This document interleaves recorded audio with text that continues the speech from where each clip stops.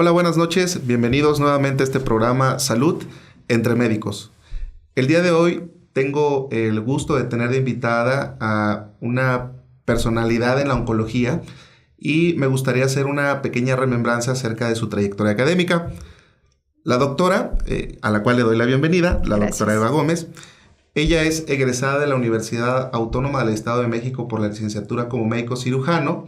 Es egresada por parte del Instituto Nacional de Nutrición y Ciencias Médicas Salvador Subirán en la especialidad de oncología médica, y dentro de su formación académica y su labor como oncóloga, dentro de otras funciones, además del área asistencial, ella es ponente internacional por parte de la Asociación Americana de Oncología Médica. Actualmente ella sus funciones las desempeña en el Centro Oncológico Estatal del ICEMIM, es la encargada de la unidad de investigación y es también parte del Grupo de Investigación Internacional de Tumores Gineco-Oncológicos. Y el día de hoy vamos a hablar de un tema muy poco conocido probablemente para algunas personas, que es el cáncer de piel. Y hablando del cáncer de piel particularmente, vamos a hablar de un tema que es de mucha importancia, el melanoma. Doctora, bienvenida. Muchas gracias, buenas noches a todos. Bueno, para hablar de melanoma tenemos que primero hablar de las capas de la piel. Estamos hablando que la piel está formada por dos capas, la más superficial es la epidermis y después está la dermis. En la epidermis, encontramos las terminaciones nerviosas.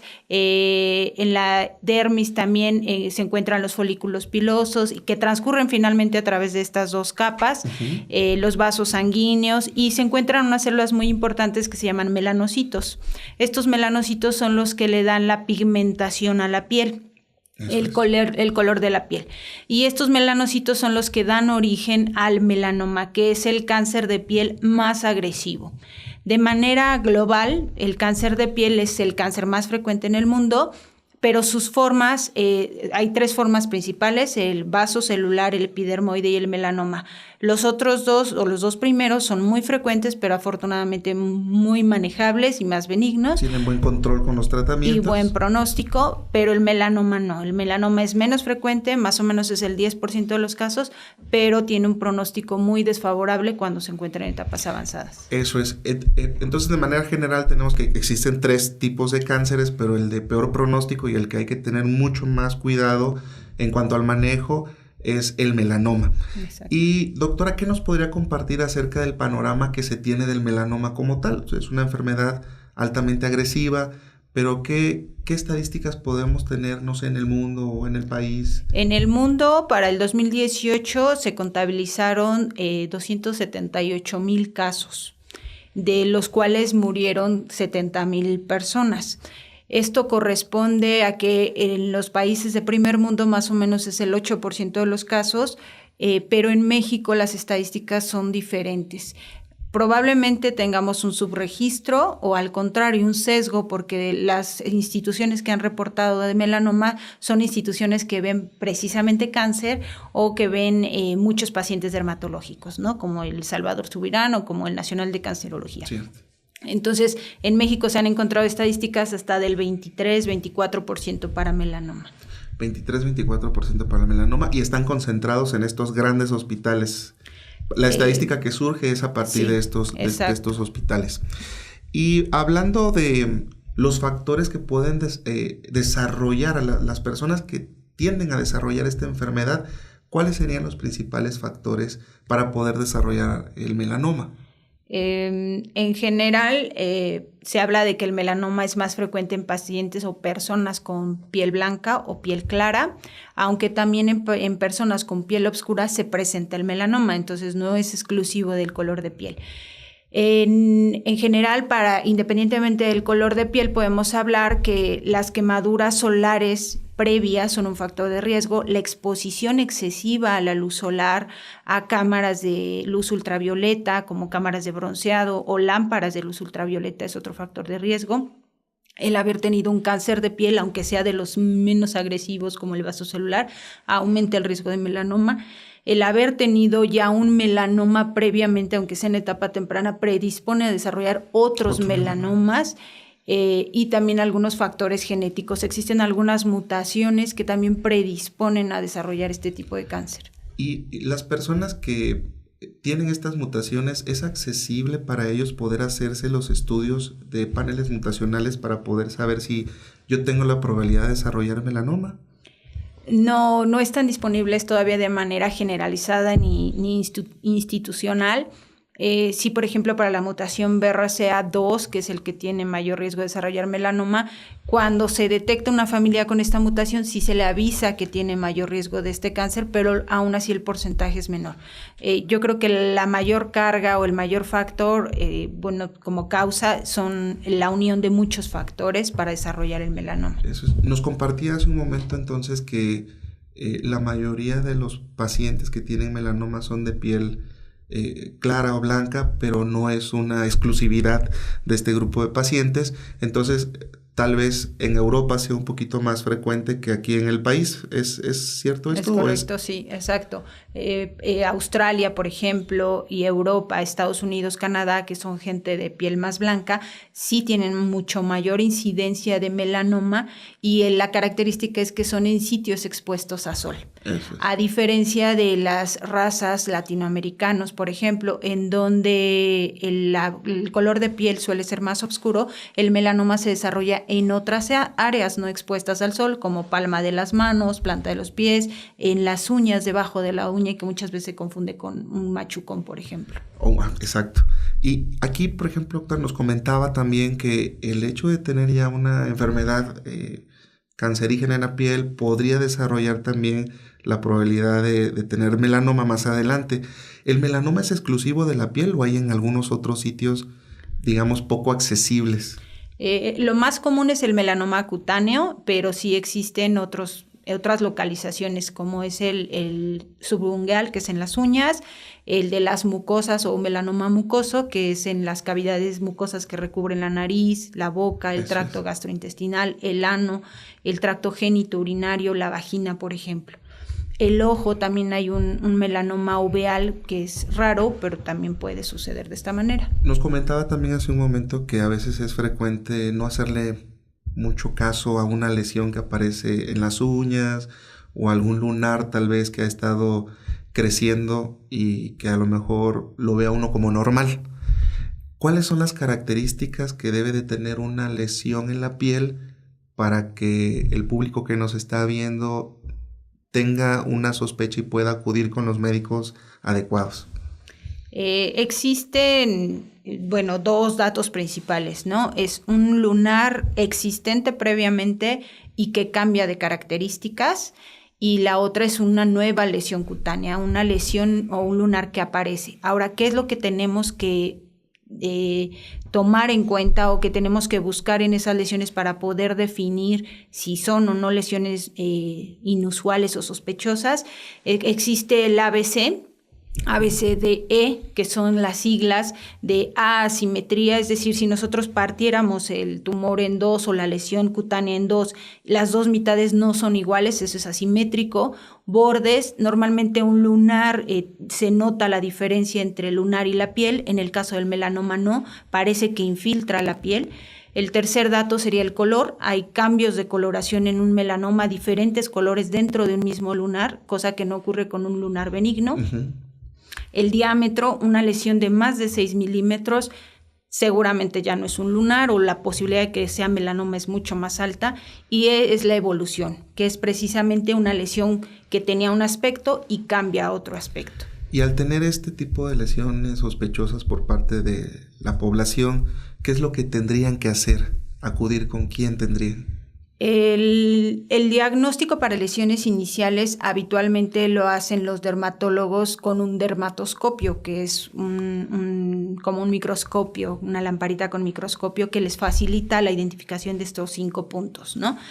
Y una vez que se hace el diagnóstico, lo que corresponde es con un cirujano oncólogo, que se haga la resección, o si el dermatólogo es especialista en esta área de patología oncológica, puede hacer la biopsia y después el cirujano oncólogo se encargará de hacer la resección amplia para lograr los bordes necesarios de 1 a 2 centímetros para lograr eliminar completamente la lesión. Eso es. A lo largo de este mes estuvimos viendo algunas enfermedades oncológicas y el mensaje que nos daban todos los médicos era que teniendo ya un diagnóstico como tal de la enfermedad, había que estadificar al paciente para poder otorgar un tratamiento dependiendo de la etapa clínica. En el caso del melanoma, doctora, ¿cómo se clasifica? Bueno, el primer paso para el diagnóstico, como te repito, es el diagnóstico con biopsia. Después viene la resección completa de la lesión con sus bordes microscópicos limpios. Y en base a la profundidad que tenga esa lesión, al número de divisiones celulares que tenga, que se llama mitosis, entonces ya se puede definir a quién le toca el siguiente paso, que es la búsqueda intencionada de los ganglios linfáticos. Le gusta irse hacia los ganglios al melanoma. Es su principal vía de diseminación hacia los ganglios linfáticos, que lo tenemos en todo el cuerpo, pero casi siempre brinca al primer relevo ganglionar, es decir, a los primeros ganglios que le tocan a esa zona cutánea. Donde esté más cerca la lesión, el relevo ganglionar es a donde va a ir esta afección. Y dependiendo ya de si están afectados o no los ganglios, a través de un estudio que se llama biopsia de ganglio centinela, en donde se quitan los primeros ganglios a donde llega un colorante, entonces ya se decide si requiere un tratamiento complementario o adyuvante con inmunoterapia o no. Eso es. Precisamente a ese punto le quería yo hacer un cuestionamiento.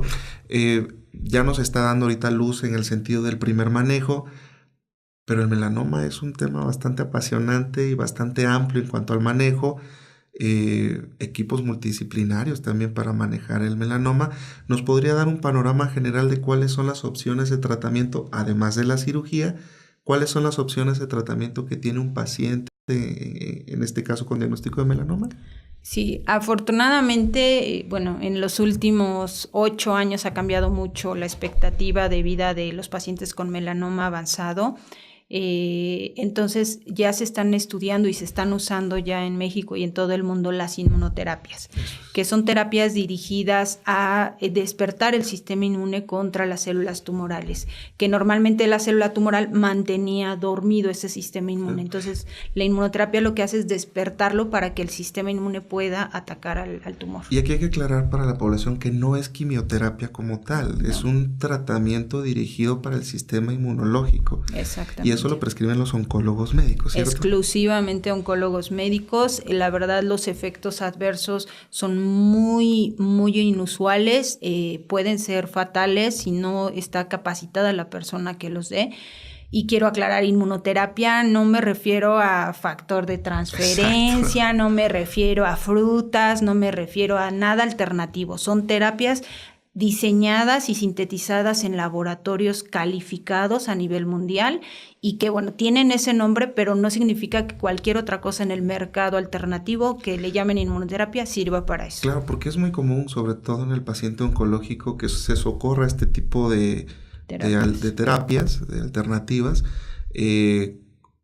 con el estandarte de decir que se va a despertar el sistema inmunológico, pero en este sentido estamos hablando de terapias dirigidas exclusivamente para activar el sistema inmunológico en contra de una enfermedad específica, no es tan general, es para el melanoma, ¿cierto? Exacto, bueno, la inmunoterapia se puede usar para otros tumores, pero en melanoma es en donde ha dado mejores resultados, y la inmunoterapia de la que estamos hablando es moléculas dirigidas específicamente contra moléculas de las células de defensa, de células específicas de defensa, no cualquier célula. Exacto. Entonces, por eso no puede surtir efecto alguna terapia alternativa, ¿no? Esto es algo muy específico. Y también a lo largo de este mes estuvimos platicando de una palabra clave, que es la prevención. ¿Cómo podemos prevenir el hecho de que yo pueda desarrollar un cáncer de piel y particularmente pues melanoma?